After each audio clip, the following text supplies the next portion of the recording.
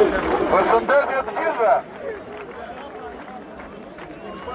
Unë jam një nga djemtë e krajinës Dukat Tragjas Radhim Orikum.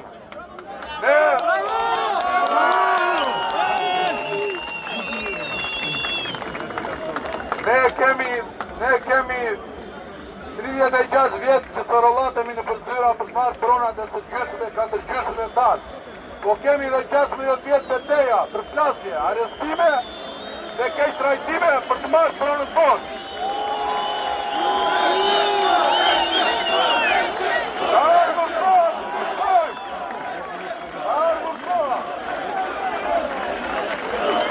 Ka ardhur koha të ndryshojmë, jo vetëm për pronën, të ndryshojmë sistemin, të ndryshojmë sistemin.